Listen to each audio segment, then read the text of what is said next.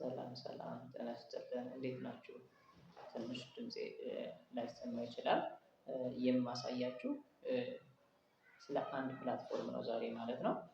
ይሄን ቀጥታ ወደ አዘጋጀሁት ፋይል እንገባና በደንብ ከዛ ላይ ያለውን ኮሚሽን እና ያለውን ወርሃዊ ተከፋይ የሚያደርገንና እንዲሁም ደግሞ በየጊዜው የሚወጣውን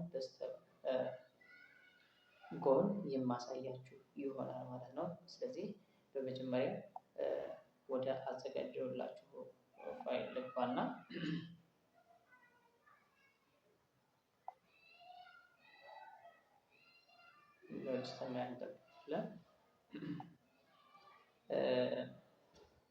እናንተ ፓውዝ እያላችሁ የምታዩ ይሆናል ማለት ነው።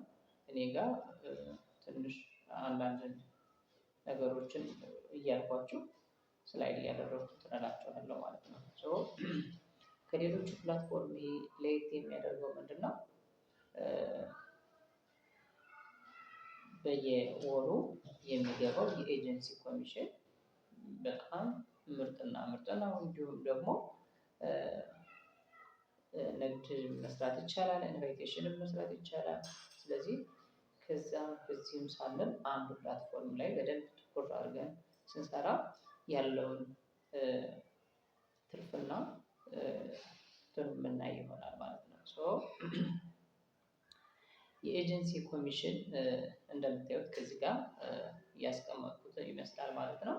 በወር ምን ያክል እንደሚያገኝና እንዲሁም ደግሞ ምን ያክል ደረጃ ቢደርስ ሊያገኝ ይችላል የሚል የኤጀንቶች ሰንሰለት ወይም ግንኙነት ብሎ እና እንዲሁም ደግሞ የደረጃ እና የኮሚሽን አወሳሰን በዚህ በሁለት ከፍዬ አስቀምጬዋለሁ ማለት ነው። እንደምታዩት ወደ ታች ወረድ ስንል ኤጀንሲ አንዱ ኤጀንት ምን ያክል በወር ምን ሊያገኝ ይችላል?